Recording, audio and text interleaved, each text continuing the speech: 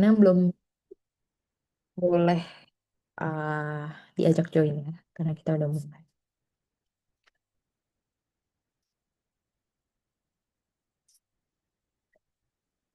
Oke.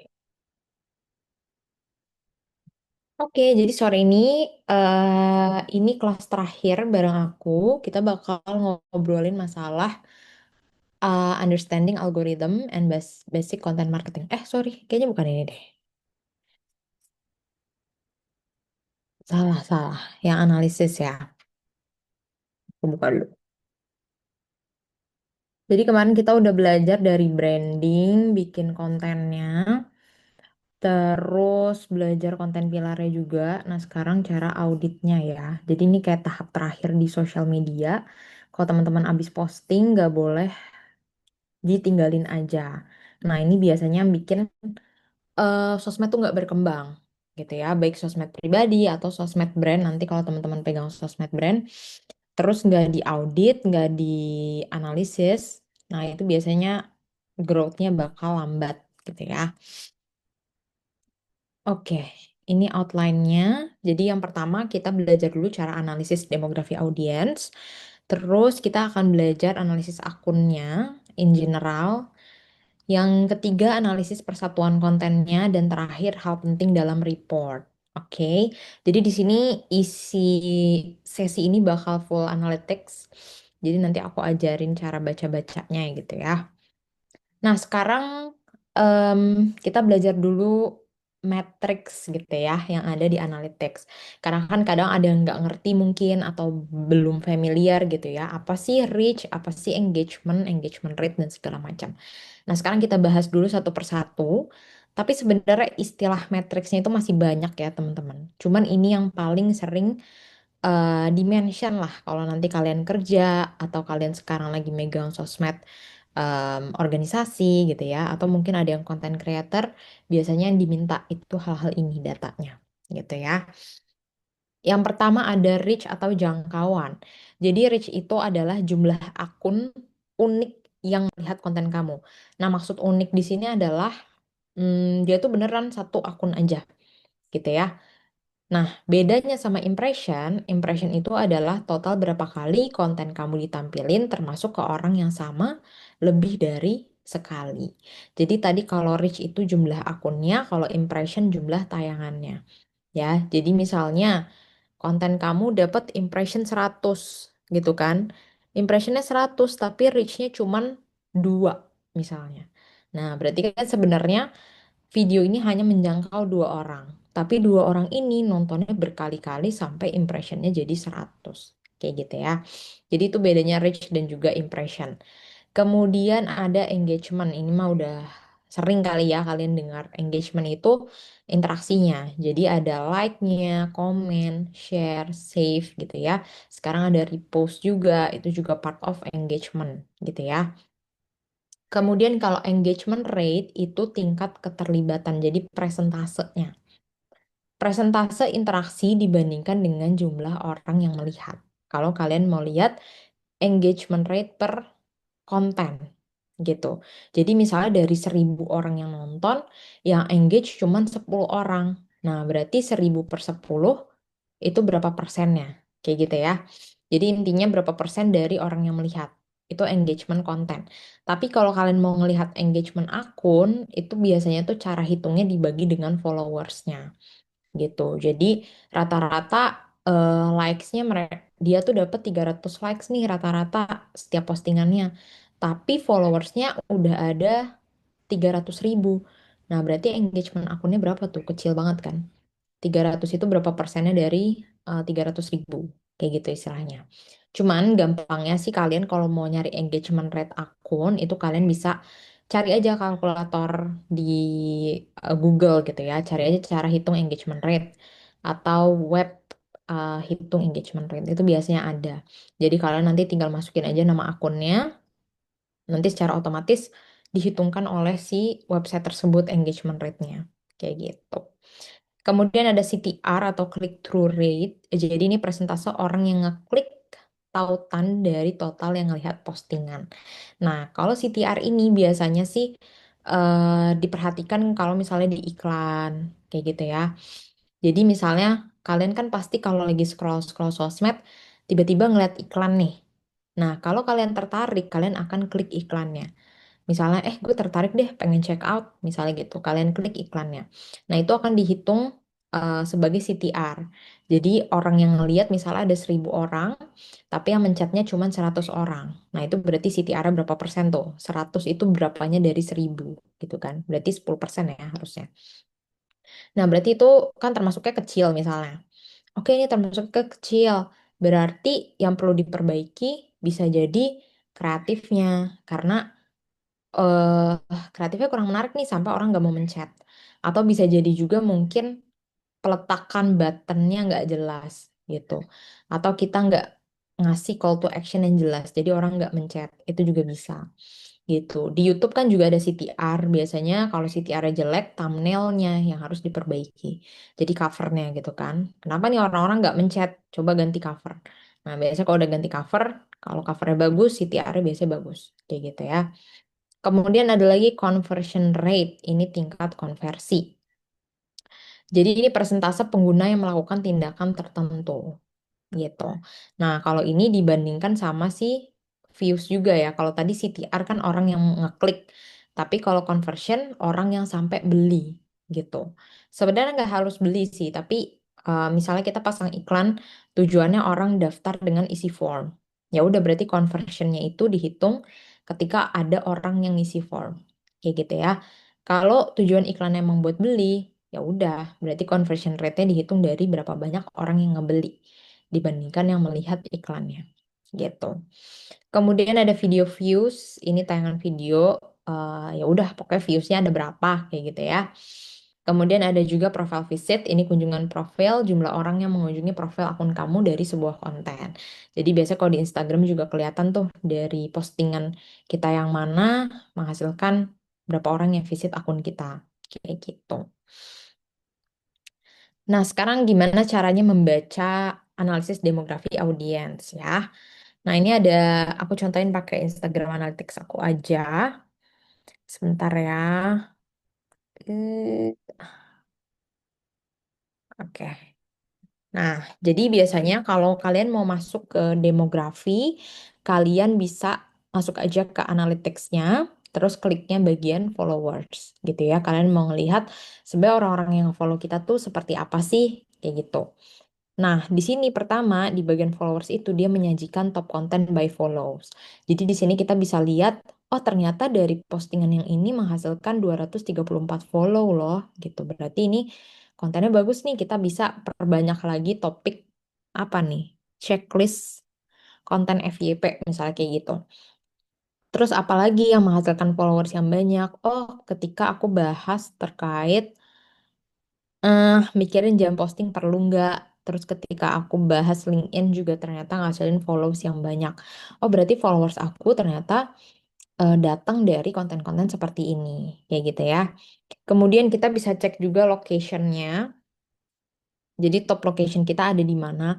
Nah, biasanya ini penting buat kita tahu dari sebuah brand juga gitu kan. Siapa tahu brandnya lagi mau buka booth, mau buka offline store. Kita harus tahu nggak cuman followers kita, tapi sebenarnya data customer juga ya, data pembeli. Rata-rata orang mana sih gitu yang tahu produk kita. Kayak gitu kan. Nah, di sini kan ada presentasenya ya. Oke, misalnya kita mau bikin di 3 kota, berarti bisa ambil 3 teratas, kayak gitu ya. Kemudian di sini ada age range, jadi ini umurnya, biasanya umur berapa sih followers kita, apakah Gen Z, apakah milenial, karena ini kan nanti menentukan cara kita berkomunikasi juga gitu ya ke followers kita. Terakhir, enggak terakhir sih, terus ada gender. Ini juga lumayan berpengaruh. Dulu pas aku kerja di tempat bootcamp IT itu rata-rata followersnya kan cowok ya. Jadi ketika aku bahas IT di industri kecantikan itu engagementnya jelek banget karena mereka mungkin nggak relate gitu ya. Tapi pas bahas misalnya pemanfaatan data science di dunia sepak bola gitu. Nah itu rame tuh kontennya. Karena memang ternyata followersnya banyak kan laki-laki kayak gitu. Kemudian di bagian bawahnya lagi kita bisa melihat active times. Ini juga udah sempat aku bahas kemarin ya. Jadi kita bisa ngelihat jam berapa sih followers kita tuh paling rame gitu ya. Kita bisa lihat nih, misalnya hari Minggu jam berapa, Senin, Selasa, Rabu, Kamis, Jumat kayak gitu. Tapi biasanya aku akan ambil tengahnya. Misalnya Senin jam 6 tapi Selasanya jam 8 gitu ya. Terus Rabunya balik lagi ke jam 6. Nah ya udah ambil aja tengahnya kayak gitu. Jadi nggak harus eh ngikutin ini banget tuh nggak harus kayak gitu. Kemudian di sini kita bisa ngeliat growth-nya. Ini aku pilih yang last 30 days ya. Jadi ini sebenarnya teman-teman bisa cek misalnya mau ngecek seminggu ke belakang aja atau mau ngecek 60 berarti dua bulan atau mau ngecek quarter 3 bulan itu juga bisa. Kita mau ngecek nih selama sebulan growth akunnya seperti apa dari sisi followers.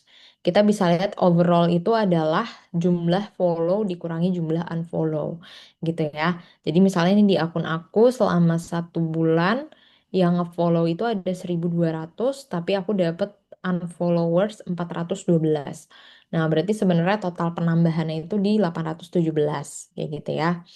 Nah, nanti kita bisa lihat nih di sini grafiknya. Biasanya di sini kita bisa ngecek misalnya peak nih di tanggal segini. Kira-kira ada apa ya kok tiba-tiba naik banget followers di tanggal segini? Apakah ada postingan yang lagi viral banget tiba-tiba FYP atau kita memang lagi ngiklan dan iklannya performanya bagus gitu ya. Sama di bagian unfollow juga kita bisa cek unfollow paling banyak tuh di tanggal berapa. Nah, kira-kira kenapa tuh di tanggal tersebut tiba-tiba kok banyak orang yang nge-unfollow kayak gitu ya. Jadi ini bisa buat bahan evaluasi. Nah, ini kalau TikTok, jadi dia itu nggak sedetail Instagram buat eh, followersnya ya, demografinya. Jadi dia di sini biasanya cuma menyajikan gendernya, lalu ada usia, ada location, most active time. Nah, di bagian ini dia juga ngasih penjelasan yang kayak gini ya. Ada overall follow sama unfollow-nya gitu. Jadi ini total followersnya sekarang ada segini. Penambahan followersnya itu ada di 5.300. Nah, ini tuh naik 1.000 ya dibandingkan dengan 60 hari sebelumnya. Kayak gitu istilahnya ya. Karena ini aku ambil yang 60 hari. Nanti kita bisa cek kalau 28 hari gimana, 7 hari gimana. Setahun pun ini bisa dicek ya. Kalau di Instagram aku lupa, kayaknya bisa nggak ya setahun terakhir? Kayaknya nggak bisa deh. Tapi di TikTok tuh bisa gitu. Jadi sebenarnya sama aja sih kurang lebih yang bisa kita lihat. Dan biasanya sih kalau konten kita itu uh, mirroring konten atau topiknya sama di antara Instagram dan TikTok, biasanya follower insight-nya itu nggak jauh berbeda gitu ya. Jadi pasti yang ke target kebanyakan ya kalau aku wanita, terus usianya nih kalau misalnya nanti kita lihat pasti usia-usia produktif juga gitu. Karena memang kebetulan target market aku ke sana gitu ya.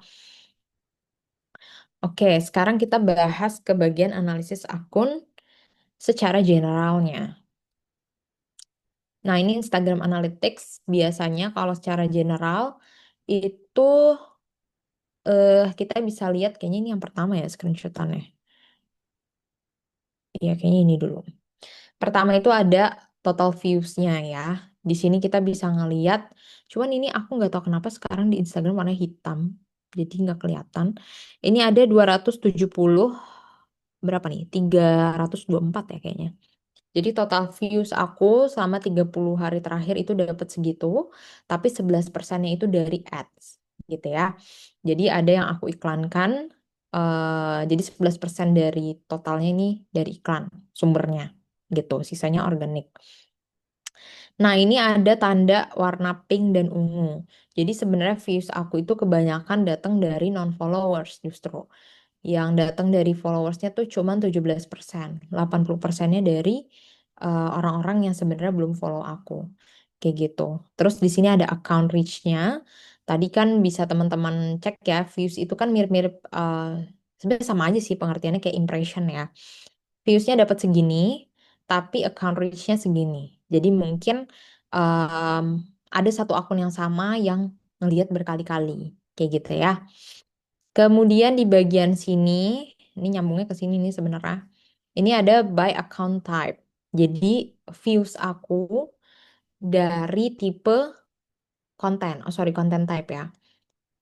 Misalnya di bagian ini kita bisa lihat ternyata kebanyakan views aku itu dapat dari konten yang berupa postingan atau carousel gitu ya. Carousel aku ternyata nih menjangkau banyak banget orang-orang yang nggak follow aku gitu. Nah sebenarnya dari sini kita bisa lihat, oh ternyata tipe konten yang memang lagi unggul adalah postingan atau carousel kayak gitu. Karena dia memberikan sumbangan 60% nih ke views di akun aku gitu. Jadi setengahnya lebih ini sumbernya dari postingan carousel kayak gitu. Terus views berikutnya didapat dari Reels dan views terakhir didapatkan dari Story gitu. Nah, masuk ke sini by interaction-nya gitu ya. Jadi sebenarnya kita bisa lihat per konten type tadi ya. Jadi misalnya dari Reels, oke, total aku dapat 3.000 likes gitu selama berapa nih 30 hari terakhir, dapat 59 komen, dapat 2.000 save kayak gitu ya. Nah, ini kan Reels, tapi kalau postingan kemungkinan lebih besar lagi karena tadi kan memang sumber views-nya aja terbanyak dari postingan. Jadi harusnya by interaction pun sama biasanya. Pasti nanti postingan yang paling tinggi gitu ya.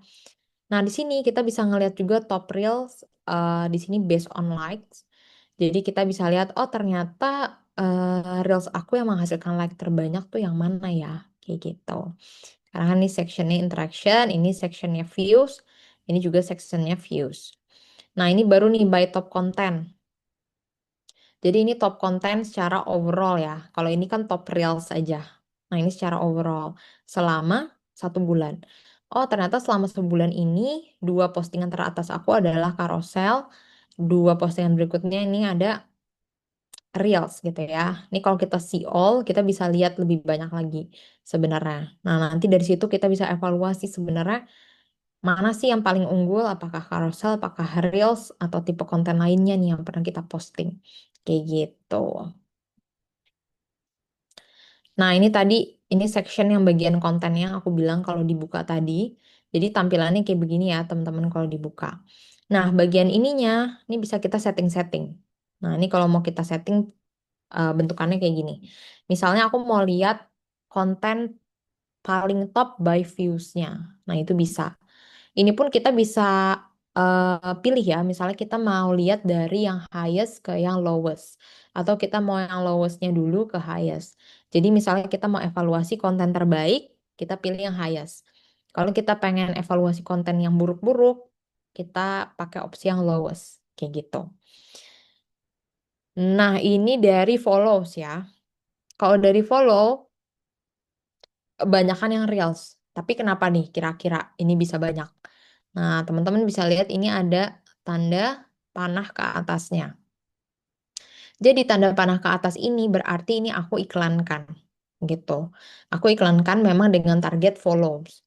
Jadi 3 konten teratas aku selama 30 hari terakhir yang paling banyak menghasilkan followers itu memang 3 postingan ini karena diiklankan. Tapi kalau secara organik yang mana? Nah, berarti yang ini gitu ya. Dia ngasilin 10 followers secara organik selama 30 hari. Dia ngasilin 6, dia ngasilin 5 dan seterusnya. Kayak gitu. Nah, ini pun dari story ada nih ya. Kayak story deh. Apa bukan? Kayak story deh. Jadi dari sini juga bisa mendatangkan follows ya. Ini story bukan sih? Nanti aku cek lagi ya. Kurang lebih kayak gitu. Intinya nanti teman-teman cek aja. Kalian mau ngecek matriksnya yang mana, mau view-nya, mau follow, mau share, mau account reach, terus mau yang highest apa yang lowest, nanti dipilih aja. Kayak gitu. Ini kelihatan dikit ya, ini yang by views. Ini juga sama, kalian ngeceknya. Berarti ini yang paling tinggi. Ini pun secara organik. Nah, yang iklan mana? Nah, ini kan yang iklan tadi. Dia ada tanda panahnya. Ini ada tanda panahnya, ini ada tanda panahnya. Jadi walaupun ini postingan aku iklanin, dia belum tentu viewsnya menjadi yang tertinggi. Karena ternyata aku punya postingan organik di bulan itu yang memang secara organik bagus, jadi nggak diiklanin pun viewsnya tinggi. Kayak gitu ya. Tuh. Nah, nextnya TikTok Analytics. Ya, oke. Kalau di TikTok Analytics itu di bagian overview sama sebenarnya kurang lebih yang ditunjukin. Kita bisa milih juga tadi kan mau yang 7 hari, 60 hari, dan seterusnya. Nah, ini ada key metrics-nya. Ini kenapa aku ada dua ya? Oke. Ada yang pertama post views. Jadi ini total views yang kita dapat selama 7 hari. Kalau yang ini total views yang kita dapat selama 60 hari. Kemudian kalau profile views itu orang yang mengunjungi profil kita. Kalau di Instagram mungkin namanya profile visit gitu ya. Kalau ini profile views. Nah ini udah sama lah, ini engagement sebenarnya. Tapi kalau dia di breakdown satu-satu, kita dapat likes berapa selama 7 hari ini, dapat komen berapa, dapat share berapa.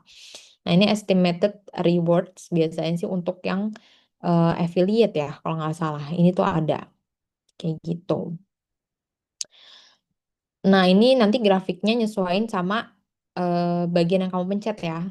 Jadi misalnya kamu mau lihat, oke post views gue dapet 3,7 M selama 60 hari.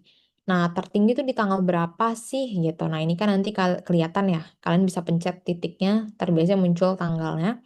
Nah di situ kalian lihat, emang ada postingan apa sih tanggal segitu? Atau kalian ngiklan nggak di tanggal segitu gitu ya. Kalau kalian mau lihat profile views juga bisa dipencet. Nanti kalian lihat grafiknya turun atau naiknya di tanggal berapa. Nah, ini semuanya sama-sama bisa dipencet untuk evaluasi di tanggal tersebut ada apa, kayak gitu ya. Kemudian ini masih analytics secara overallnya akun. Kita bisa cek juga traffic source ya. Traffic source itu yang pertama ada for you. Jadi kalau sumbernya itu memang dari FYP orang-orang. Orang tuh nemuin video kita memang dari FYP gitu ya. Yang kedua ada search, berarti orang nemu dari kolom pencarian.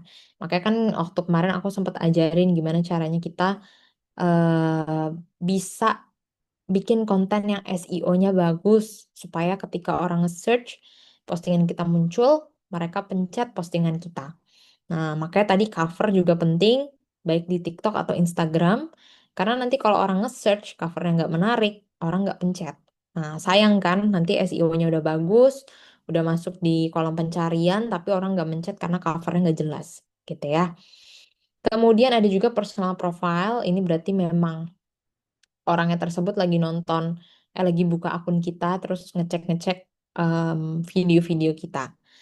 Kalau yang following ini berarti dari eh tab following, sorry, tab followingnya sih TikTok gitu ya.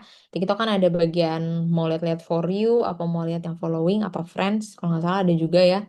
Nah itu kita bisa muncul di situ juga gitu. Dan terakhir ini ada sound, tapi di aku ini 0% karena memang aku nggak pernah pakai sound gitu. Karena biasanya konten aku itu ada penjelasan dari akunya. Jadi aku hindari pakai sound karena biasanya kalau ada soundnya nanti ada yang ke-mute. Terus pas aku ganti soundnya suara akunya juga hilang gitu kan. Jadi aku nggak pernah pakai sound lagi gitu. Nah ini nanti teman-teman kalau ada pakai lagu-lagu misalnya sumbernya dari eh, misalnya kalian pakai lagu yang trending terus tiba-tiba dapat FYP dari sana itu bisa aja dapat traffic source dari sini gitu ya. Nextnya ini di bagian viewers ya. Tadi kan teman-teman lihat ini bagian overview ya. Overview. Lalu kita next ke viewers.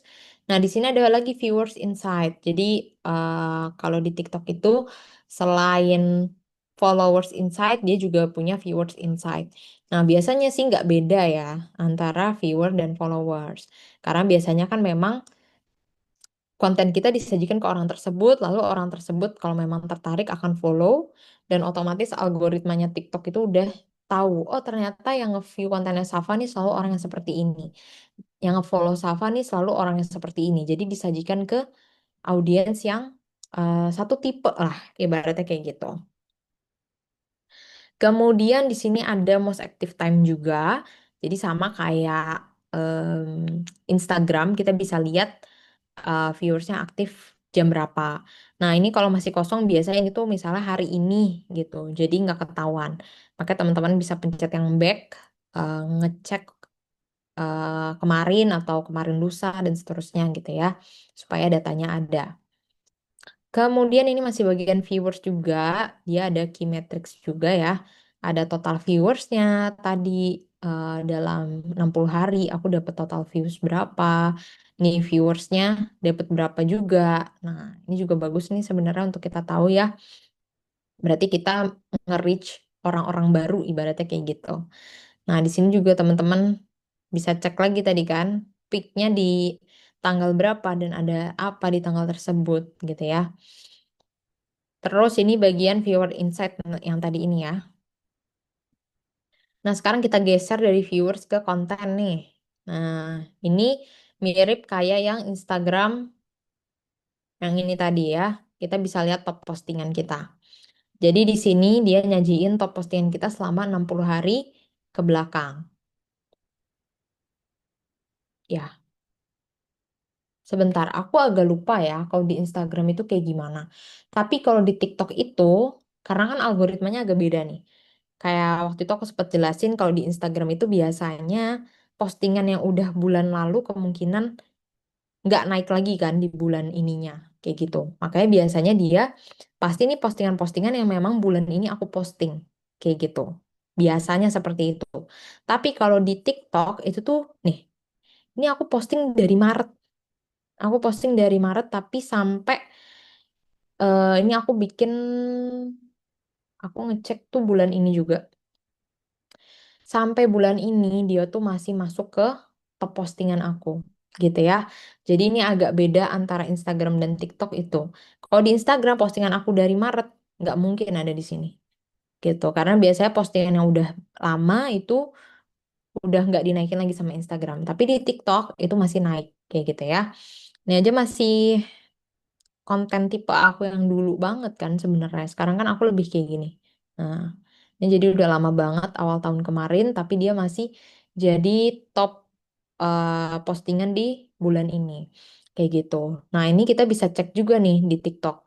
Mana yang menghasilkan views terbanyak, kemudian mana yang paling ngasih new viewers yang nggak pernah nonton konten kita sebelumnya, mana yang paling banyak ngasilin likes.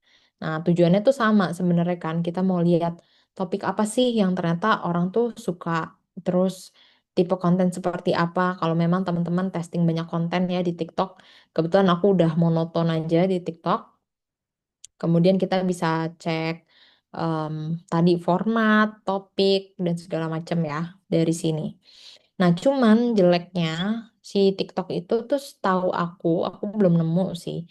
Tapi dia tuh nggak bisa ngasih tahu dari sini mana yang diiklanin dan mana yang enggak gitu. Nah, yang ini kebetulan aku diiklanin gitu. Yang ini diiklanin, ini enggak.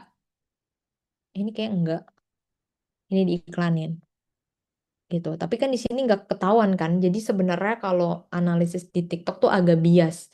Kecuali kitanya inget ya, yang mana yang diiklanin, mana yang enggak. Jadi kita tahu mana yang secara organik bagus, mana yang enggak. Atau kalian punya mindset yang sama kayak aku, biasanya aku itu mengiklankan konten yang memang secara organik udah bagus.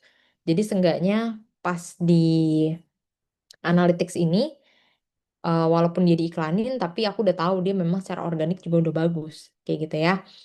Nah, kalau di Instagram itu bisa kelihatan, jadi enak sebenarnya. Kita bisa misahin antara yang terbaik ketika diiklanin dan terbaik memang secara organik. Kayak gitu. Ya, ini analytics secara overview. Nah, sekarang analisis persatuan kontennya. Jadi tadi kan bisa kita bilang itu tuh analisis akun. Nah, ini analisis satu konten gitu ya. Nah, misalnya di sini aku ambil konten base aku di Instagram yang tadi aku cek secara organik bagus. Oke, aku buka analyticsnya. Ini harusnya yang pertama ini ya, kedua ini, ketiga ini. Oke. Yang pertama di bagian sini. Jadi sebenarnya kita bisa langsung lihat engagementnya, berapa banyak yang nge-like, yang komen, yang nge-share, yang repost, dan yang save. Kemudian di sini ada overview-nya. Dari Instagram aku dapat berapa, dari Facebook berapa. Ini kebetulan aku nggak mirror ke Facebook, jadi uh, semua views-nya memang didapat dari Instagram. Kemudian ini ada total interaction dan profile activity. Jadi total interaction adalah jumlah semua ini, gitu ya. Jumlah semua ini. Kemudian profile activity itu berapa jumlah orang yang akhirnya nge-visit akun aku setelah menemukan postingan ini, gitu ya. Nah, ini tadi pembagian views-nya. Ini lagi-lagi gelap, gak kelihatan. Berapa nih? Ya, segitulah ya pokoknya. Nah, ini dari total views-nya ini, berapa yang aku dapat dari followers aku, berapa yang dari non-followers. Nah, ini bisa dilihat dia menjangkau lebih banyak non-followers, berarti bisa dibilang dia lumayan FYP gitu ya di Instagram, karena dia menjangkau orang di luar followers aku. Kemudian ini eh, insight yang baru dari Instagram, dia belum lama ya, baru tahun inilah pokoknya. Dia bisa nunjukin kita orang tuh nge-like di slide berapa. Jadi sebenarnya ini kita bisa eh, ngecek juga seberapa banyak sih sebenarnya orang yang baca sampai akhir, misalnya kayak gitu.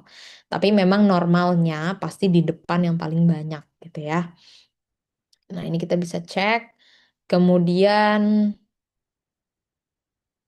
save-nya, share-nya, komennya, repost-nya ya udah ini sama aja kayak ini sebenarnya penyajiannya. Kemudian ini ada profile activity. Oke.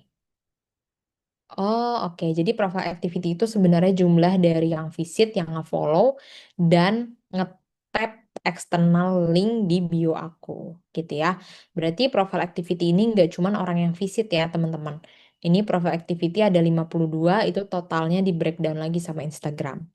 Yang visit ada 40 orang, yang follow ada 10 orang, dan yang ngeklik link di bio ada 2 orang. Kayak gitu.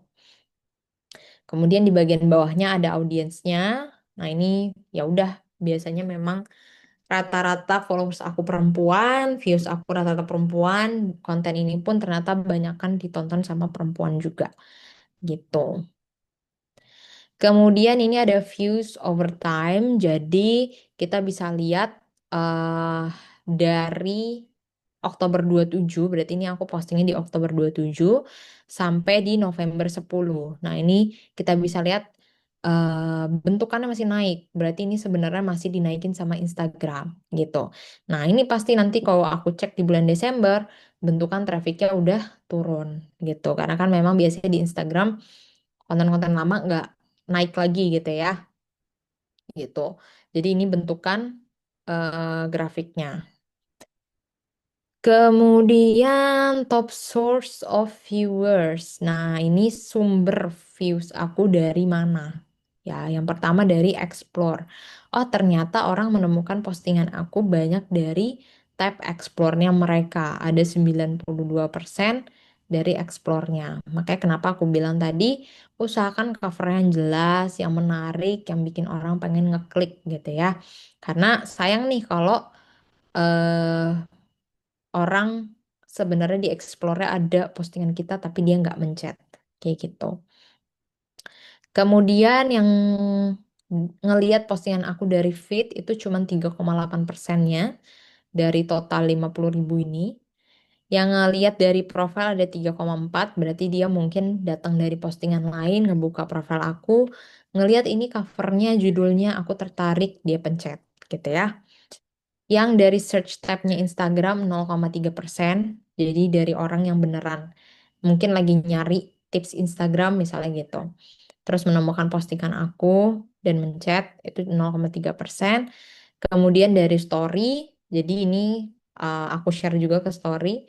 Nah, orang yang ngeliat atau ngebuka dari story aku itu 0,1%-nya. Kayak gitu ya. Jadi kurang lebih kayak gitu cara baca Instagram Analytics.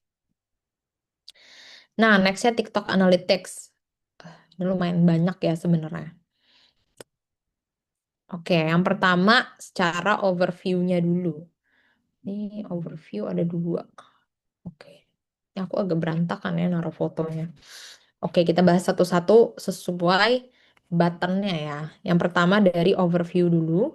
Jadi di sini sebenarnya ya udah kita ngeliat key metrics-nya aja, total video views-nya berapa, total playtime. Jadi total playtime itu dari bener-bener nih dari awal sampai akhir total orang, total jumlah yang nonton gitu ya, berapa jam kayak gitu.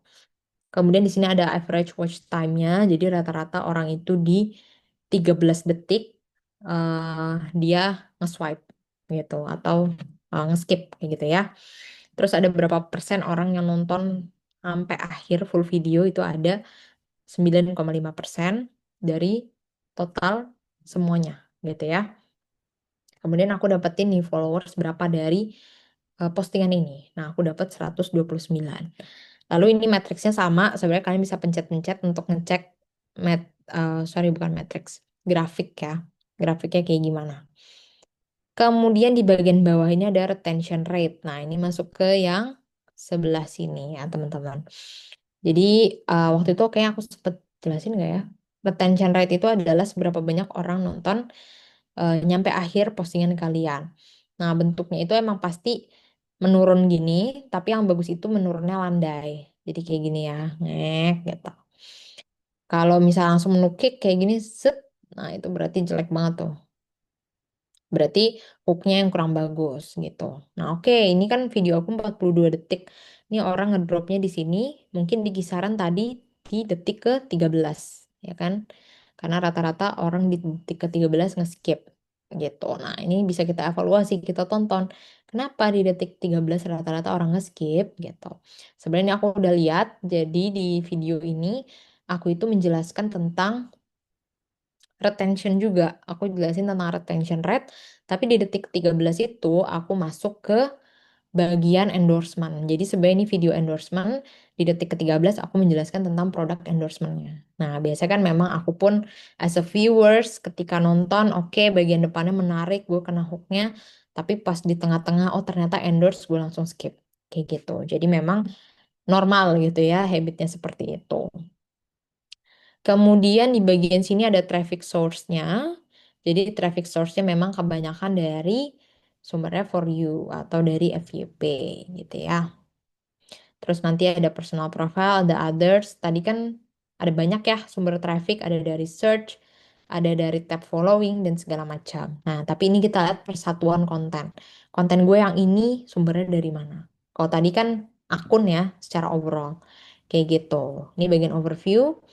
Kemudian kita bisa pindah ke bagian viewers. Nah, yang pertamanya ini. Jadi sama, kita bisa cek total viewersnya ada berapa. eh Iya, benar. Ini total viewers, kalau ini total views ya. Jadi mungkin kalau ini impression, ini reach. Terbalik ini impression, ini reach. Kayak gitu. Jadi ini akunnya yang nonton, ini eh, berapa banyak atau berapa kali orang nonton. Nah, ini dijelasin juga nih sama si TikTok viewers type-nya. Ada berapa nih viewersnya, ada berapa returning viewers atau yang memang udah pernah nonton video aku sebelumnya. Kayak gitu. Nah, kalau ini dari non-followers dan followers. Karena kan kadang ada orang yang nggak follow aku, tapi dia udah pernah nonton video aku sebenarnya sebelumnya. Kayak gitu. Nah, ini gendernya, lalu ini age dan location gitu ya, dari spesifik satu video ini. Nah, kemudian di bagian engagement, ini sebenarnya kalau kita turunin ke bawah, dia itu ada grafik kayak gini juga, tapi ini tuh likes. Jadi, most viewers itu nge-like video aku ternyata di detik 00 gitu. Jadi misalnya, oh, eh, ngeliat konten aku, udah langsung di like dulu, misalnya gitu. Nah, ini ada top words used in comment. Jadi orang-orang di sini kan pada komen nih. Biasanya ini kalau ini datanya muncul kalau komen di videonya banyak gitu ya. Tapi kalau komen di videonya dikit, biasanya belum muncul analytics ini. Nah, ini top words used di komen aku. Oh, ada dua orang yang make keyword content creator. Ini satu-satu doang nih yang ngomongin Upviti, tolong bantu, thank you, semua TikTok dan segala macam. Gitu ya. Jadi ini analytics per kontennya dari si TikTok. Oke, lanjut kita ngomongin hal penting dalam report. Nah, ini ada berapa slide ya? Aku cek dulu. Oke, 5 slide. Jadi sebenarnya ketika kalian bikin report ini bakal beda-beda tiap perusahaan karena kadang mungkin atasan kalian pengen taunya masalah apa tapi atasannya di perusahaan lain pengen taunya masalahnya apa kayak gitu jadi matriks yang dilihat kadang beda-beda terus juga mungkin masing-masing perusahaan kadang udah punya template report sendiri-sendiri nah ini template report yang aku gunakan dan aku pakai ke brand-brand yang aku pegang jadi biasanya yang pertama banget aku bakal ngasih overview growth-nya dulu. Jadi ini aku screenshot aja. Jadi sebenarnya sih kalau buat analytics menurut aku yang penting itu adalah kenapanya dan suggestion and next step-nya kita mau ngapain gitu. Jadi sebenarnya bagian ini kalau menurut aku ya itu cukup di screenshot aja. Cukup tahu aja gitu. Tapi yang perlu dikulik ini kenapa ya? Ini kita harus ngapain kalau udah kayak gini, kayak gitu. Nah, cuman ada beberapa eh atasan gitu yang kadang maunya ininya nggak berupa screenshot, dibikin grafik dong, bikin di spreadsheet dan segala macam. Ada yang kayak gitu. Nah, kalau dari aku pribadi udah yang penting ini lo screenshot aja, ada buktinya, datanya emang segini. Terus ya udah lo kasih tahu nih kenapa gitu. Oke, ini bulan ini naik, bla bla bla bla bla bla. Oh, ini kayaknya kita harus ngapain ngapain ngapain kayak gitu. Nah, terus ini juga yang penting dan aku baru sadari ini perlu ada. Biasanya aku itu akan minta report top performing post dan list atau worst performing post. Jadi misalnya sehari kalian upload satu konten. Jadi sebulan ada 30 konten. Oke, dari 30 itu tiga teratas yang terbaik mana, tiga yang paling bawah yang terburuk yang mana. Nah, itu boleh. Kalian bikin tiga-tiga. Atau kalau di sini kan dia nyajiin 5 gitu ya misalnya. Atau bisa juga kalian hit, bukan hit. Kalian cari target tertentu. Misalnya, oke yang kita sebut list performing post yang under 1.000 aja. Jadi kalau dia under 1.000 kita kategorikan itu performingnya jelek. Kalau yang best kita kategorikan yang di atas 100.000 misalnya. Jadi kalau ada yang hit FYP tapi cuma 70.000, kita nggak anggap itu best performing. Misalnya, itu juga boleh. Nah, ini depends ya sama keadaan sosmed kalian seperti apa gitu. Nah, di sini biasanya aku minta linknya. Terus kalau di sini aku biasanya pakai kode YC no YC. Jadi YC itu yellow card. Oh, ini memang em, ada keranjang kuningnya makanya viewsnya kecil. Biasanya kan kayak gitu ya. Kemudian yang ini, tapi ini nggak ada yellow cardnya. Kenapa dia viewsnya kecil? Misalnya kayak gitu. Nah ini aku minta mereka taruh link juga. Jadi biar pas dulu nge-report sama-sama nonton. Terus kita evaluasi kira-kira kenapa ya? Ini kenapa? Ini kenapa jelek? Kayak gitu.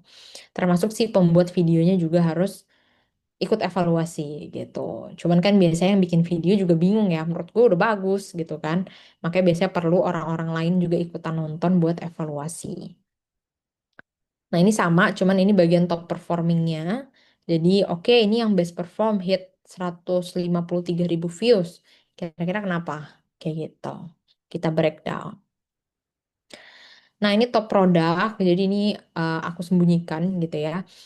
Sebenarnya di sini kelihatan data-data kayak, oke, yang ini ngasilin sales berapa banyak. Kemudian eh, berapa SKU gitu ya atau berapa barang yang terjual dan segala macam itu ada datanya di sini. Nah ini kita bisa ngeliat mau hari ini doang yang paling produk terbaiknya atau kemarin atau 7 hari atau kita mau custom dalam sebulan kita mau cek mana produk yang terbaik itu bisa. Nah ini biasanya kita tulis lagi kan di sini. Jadi ini nanti tujuannya buat bulan depan kita naikin lagi konten-konten ini karena dia lagi di-push berarti sama TikTok. Karena biasanya TikTok itu kalau ada produk yang best seller, ketika kita bikin video pakai produk best seller itu lagi, itu dinaikin lagi, dikasih traffic lagi sama TikTok. Karena dia tahu nih bakal ngasilin sales. Kalau ngasilin sales, nguntungin dong buat TikToknya. Gitu ya. Makanya nanti kalian bisa evaluasi, kalaupun kalian affiliate, ini juga jadi part of apa namanya analytics kalian produk apa yang paling sering terjual di akun kalian. Nah, itulah yang kalian banyakin. Karena kemungkinan nanti views-nya naik lagi. Kayak gitu. Kemudian di sini ada total sales. Jadi kalau tadi kan top produknya. Nah, ini secara totalnya. Ada GMV-nya berapa. Ini yang bulan Agustusnya, ini yang bulan Septembernya. Biasanya aku minta compare gitu ya. Terus di sini ada by video juga. Kayak misalnya oh video ini ngasilin berapa GMV, ngasilin berapa views, ngasilin item sold-nya berapa. Kayak gitu. Nah, ini nanti ada key datanya di sini. Nah, ini pun sama, aku minta coba dong, kenapa bisa naik, kenapa bisa turun, kira-kira kita harus ngapain lagi, kayak gitu. Oke, itu aja sebenarnya teman-teman materi hari ini. Jadi ini materi terakhir ya, tadi terkait analytics. Jadi nanti kalau teman-teman megang akun, baik akun pribadi atau akun brand, jangan lupa di analytics. Dan tadi analyticsnya banyak banget kan, tapi biasanya aku masukin ke report, ya hal-hal itu aja. Karena beda-beda kan tadi aku bilang. Kalau owner yang ini kebetulan pengen targetnya GMV, jadi yang kita sajikan yang GMV, atau owner lain mau lihatnya engagement, kita sajikannya engagement. Kayak gitu. Oke, mungkin ada yang mau bertanya dulu. Bebas mau nanya seputar analytics tadi atau pembahasan kemarin misalnya ada yang belum jelas. Boleh di chat atau raise hand ya.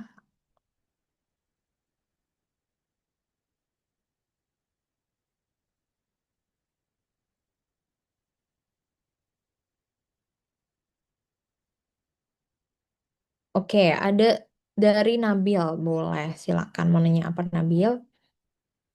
Oke, Bu. Ini kan apa ya gimana? Apa ya kesalahan-kesalahan yang Ibu paling lihat, paling sering lihat pas orang analis ini apa sih kayak kayak bikin analisa analitis gitu, Bu. Mm-mm. Oke, kesalahan tersering ya. Eh, sebenarnya sih kesalahan tersering itu menurut aku ketika orang nyajiin analytics itu atau nyajiin report ya benar-benar data doang, nggak ada insight, nggak ada to do next-nya. Sebenarnya itu yang paling sering aku lihat. Justru kalau misalnya kayak sotoy-sotoy, itu aku nggak apa-apa. Sotoy di sini maksudnya, misalnya kayak tadi kan, aku nyajiin report tim aku. Dia bilang, oke views ini jelek gara-gara soundnya nggak tren nih Kak. Misalnya gitu. Kan menurut aku itu sotoy aja gitu. Tapi memang kita harus punya hipotesis gitu. Nah justru yang salah ketika dia cuma nyajiin, oke ini viewsnya jelek. Terus apa? Gitu. Nah, itu report yang salah. Jadi report itu bukan sekedar data, tapi teman-teman harus sajikan insight. Insight itu adalah penjelasan dari datanya. Why-nya kan. Tadi why-nya views-nya jelek gara-gara nggak pakai sound trend. Walaupun why-nya itu hipotesis, bisa jadi benar, bisa jadi sotoy. Tapi itu nggak apa-apa gitu. Aku lebih apresiasi gitu ya ketika dia berusaha menganalisis seenggaknya. Terus yang kedua tadi data, insight, dan terakhir to do next. Karena buat apa kita bikin report, tapi kita nggak mikirin dari hasil report ini kita mau ngapain gitu. Jadi yang sering aku temukan biasanya report orang-orang itu cuman nyajiin data. Oke, bulan ini naik, bulan ini turun. Lah terus apa? Kenapa dia bisa turun? Kenapa dia bisa naik? Nah, itunya nggak ada gitu. Jadi itu kesalahan tersering dan itu menurut aku fatal karena tujuan esensi reportnya jadi nggak ada. Esensi analisisnya, esensi evaluasinya jadi nggak ada. Nah, ini yang teman-teman hindari. Jadi nanti kalau bikin report, sama kayak kalian bikin skripsi, ada ujinya, ada hipotesisnya gitu kan. Bikin report pun sama. Karena tujuannya, ya bulan depan kita pengen lebih baik lagi. Jadi kita harus tahu kenapa bulan ini turun dan apa yang harus kita lakukan. Kayak gitu. Semoga menjawab ya Nabil. Oke, nextnya dari Nurjana. Boleh, silakan. Oke, Ibu. Kalau selama ini kan kita analisis reportnya kan sama seperti yang Ibu lakukan ya, Bu, dari akun brand gitu ya, Bu. Lalu kita screenshot dan kita baca datanya gitu, Bu. Tapi yang saya lihat dari loker-loker itu banyak banget, Bu, tools-tools yang mereka minta sebagai digital marketing spesialis. Misalkan pakai Google Analytics, Spreadsheet, lalu juga Meta Business Suite gitu, Bu. Nah, kalau dari pengalaman Ibu, bedanya tools-tools tersebut itu apa, terus kelebihan kekurangannya apa, dan sebagai digital marketing spesialis gitu ya Bu, apakah kita harus mempelajari semua tools itu untuk menyesuaikan pasar kerja atau bagaimana Bu? Terima kasih. Sama-sama. Oke, biasanya kalau yang tools kayak gitu, itu tuh kalau em, si company-nya itu punya beberapa akun dan memang punya budget nih, gitu. Karena biasanya gini, eh kalau kita kerja di company yang mungkin bisa aku bilang masih belum profitnya belum gede, biasanya sih kita cukup analytics dari sosmednya langsung. Karena sebenarnya datanya tuh sama aja. Nah, kalau pakai tools itu sebenarnya enaknya adalah aku pernah pakai tools namanya Hotsuite ya. Dia itu enaknya eh satu platform tapi bisa lihat semuanya gitu. Ibaratnya kan kalau kita nggak belajar tools itu, ya kita jadi harus ngecek satu-satu kan. Kayak, oh di Instagram kita buka Instagram dulu, di Facebook buka Facebook dulu. Tapi kalau di tools kayak gitu biasanya tuh langsung semua platform tuh ada analyticsnya disajikan di satu tempat yang sama. Enaknya sebenarnya untuk efektivitasnya doang gitu. Kita jadi nggak perlu buka satu-satu kayak gitu. Terus biasanya di platform itu bisa disetting kayak oke analytics yang kita mau lihat tuh apa aja gitu. Kalau di sosmed kan kita mau nggak mau harus scroll satu-satu gitu kan. Kayak tadi analyticsnya banyak banget nih. Sebenarnya mau kita ambil cuman data followers sama data GMV misalnya. Tapi kita harus cek satu-satu. Nah, kalau di platform berbayar itu biasanya kita bisa setting. Oke, sajiin gue tampilin ini sama ini aja ya, gitu. Nah, nanti otomatis tiap bulan dia menyajikan data itu. Kita mau bedain lagi nih bentukan reportnya, tambahin lagi dong matriks ini. Nah, itu bisa. Tapi ini again beda platform kadang beda bentukan ya. Ini kalau di Hotsuite dulu kayak gitu. Nah, terus sebenarnya eh, perlu nggak sih kalian belajar itu? Menurut aku perlu, tapi kalian bisa belajar itu pas udah nyemplung di pekerjaan. Karena itu kan toolsnya berbayar ya. Tapi kalau kalian willing buat bayar dari sekarang, pribadi boleh aja. Karena sebenarnya basicnya tuh sama.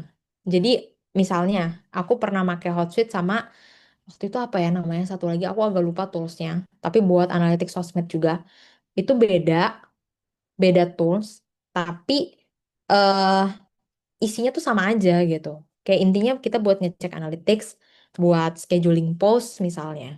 Kadang ada yang bisa, ada yang enggak. Terus buat balas-balas komen di satu platform itu bisa. Jadi sebenarnya kalian kalau udah ngerti basic analytics, mau dikasih tools apapun, biasanya kalian akan ngerti cara baca datanya. Paling yang kalian adaptasi itu cara penggunaan toolsnya doang. Misalnya, oh sebelumnya kan mencetnya sebelah sini ya, tapi kalau di tools yang ini mencetnya sebelah sini. Tapi secara dasar, secara cara baca datanya kalian udah paham gitu. Jadi sebenarnya yang penting itu justru pemahaman fundamental cara baca datanya yang kalian bisa pelajari dari analitik sosmed sendiri. Nah, ntar kalau buat tools yang menurut aku kalian belajar kayak ngegunain 3 hari doang juga aku rasa udah bisa gitu. Karena tools digital marketing tuh banyak banget. Em, Kayak misalnya email marketing deh. Banyak banget ada Mailchimp, HubSpot, Brevo. Aku pernah pegang. Pokoknya aku pernah pegang hampir 5 tools email marketing. Dan itu aku kayak sehari megang udah bisa gitu karena basicnya sama aja gitu paling cuman beda button-buttonnya sebelah sini kayak gitu jadi maksudnya itu kalian gak usah worry. eh Kalian bilang aja kalau memang kalian belum pernah pegang misalnya di interview gitu ya kalian bilang aja saya belum pernah belajar tools ini tapi saya ngerti cara basic analitik sosmednya jadi seharusnya itu bukan problem yang maksudnya bakal jadi masalah lah nanti ketika kerja karena saya willing buat belajar gitu karena menurut aku belajarin tools tuh nggak gitu lama ya paling kayak ya menurut aku paling lama banget 2 minggu lah gitu pasti kalian udah tahu cara-caranya gitu. Kurang lebih seperti itu, Nurjana. Semoga menjawab ya. Oke, baik Bu. Terima kasih Bu. Sama-sama. Oke, ada lagi yang mau bertanya?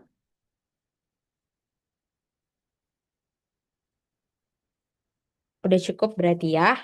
Oke, kalau gitu teman-teman, thank you so much buat sore hari ini. Hopefully sesinya bisa bermanfaat dan menambahkan insight terkait sosial media buat teman-teman. Kalau gitu, karena udah gak ada yang mau nanya lagi juga, dan ini sesi terakhir, aku izin tutup sesinya sore hari ini. Terima kasih teman-teman semuanya, selamat sore.